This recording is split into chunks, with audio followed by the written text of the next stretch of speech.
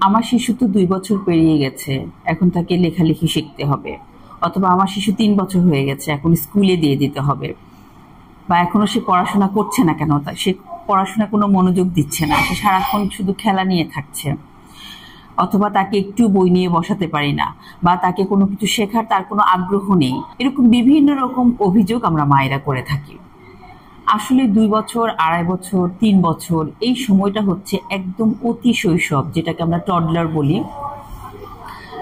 এই সময়টাতে শিশু পৃথিবীকে জানতে শুরু করে, তার পরিবেশকে জানতে শুরু করে, তার আশেপাশের প্রত্যেকটা জিনিসকে সে আবিষ্কার করার চেষ্টা করে।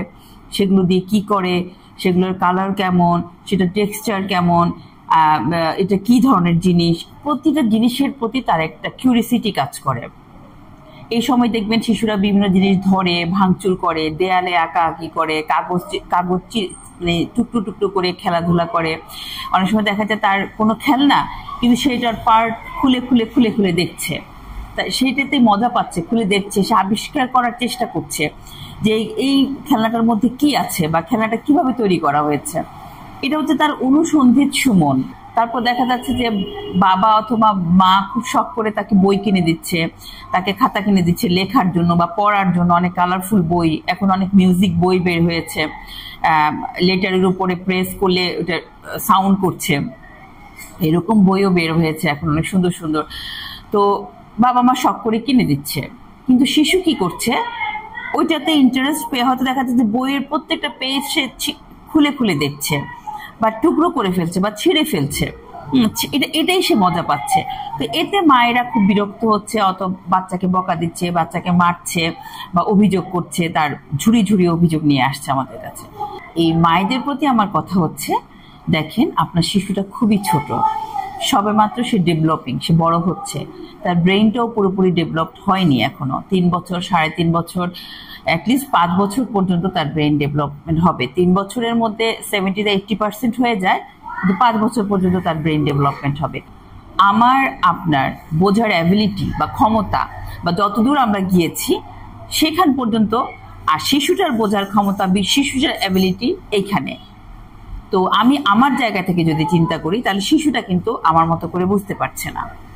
ঠিক আছে? তো এই সময় শিশুদেরকে আমাকে বই নিয়ে, খাতা পেন্সিল নিয়ে তাকে জোর করে পড়তে বসাতে হবে। এতে কিন্তু তার মেন্টাল ডেভেলপমেন্টের উপরে অনেকটা নেগেটিভ প্রভাব পড়বে, এবং পড়াশোনার প্রতি তার একটা ভীতি কাজ করবে। হ্যাঁ, অনেক সময় দেখবেন খাতা বই দেখতেই চিৎকার চেঁচামেচি শুরু করবে, কান্নাকাটি শুরু করবে। তো শিশুর যেন পড়ার প্রতি ভীতি সৃষ্টি না হয়, ভয়ের সৃষ্টি না হয়, এই জন্য আমরা তার কাছে পড়াটাকে আনন্দদায়ক করব। আমরা খেলার মাধ্যমে তাকে পড়াতে পারি। যদি সে বই পছন্দ না করে, ঠিক আছে, ইটস ওকে, বই পড়ার দরকার নেই। সে যে খেলাটা পছন্দ করছে, ওই খেলাটাই আমি তার সাথে খেলবো। খেলতে খেলতে আমি অনেক কিছু জিজ্ঞেস করবো, এটা দিয়ে কি করে বলো তো, এটার এখানে কি রং, হ্যাঁ এটা রংটা কি, এটার পাশের রংটা কি, বা এটা কি, এটার নাম কি, বা এটা দিয়ে কিভাবে খেলতে হয়।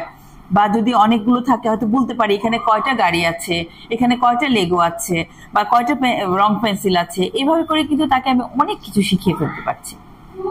কিন্তু জোর করে বইপত্র দিয়ে তাকে বসাতে পারছি না টেবিল চেয়ারে, এবং টেবিল চেয়ারেই বসে তাকে শেখাতে হবে, সবসময় এটা নেসেসারি নয়। তো আমরা মায়েরা অবশ্যই এই বিষয়ে একটু সচেতন হব, যে শিশুকে জোর করে তার শৈশবটাকে নষ্ট করব না। এই বয়সটাই হচ্ছে তার খেলাধুলা করার বয়স, তার আনন্দ করার বয়স, প্রত্যেকটা জিনিস আবিষ্কার করার বয়স। প্রত্যেকটা জিনিসের মধ্যে কি আছে সেটা সে খুঁজে দেখতে চায়, বের করতে চায়, এই বয়স। সুতরাং তাকে জোর করে বইপত্র নিয়ে, পড়াশোনার উপকরণ নিয়ে বসে, চেয়ারে টেবিলে বসে ফর্মালি তাকে বই পড়ানোর জন্য বা পড়াশোনা করার জন্য প্রেশার করাটা তার মানসিক বিকাশের উপর নেতিবাচক প্রভাব ফেলবে।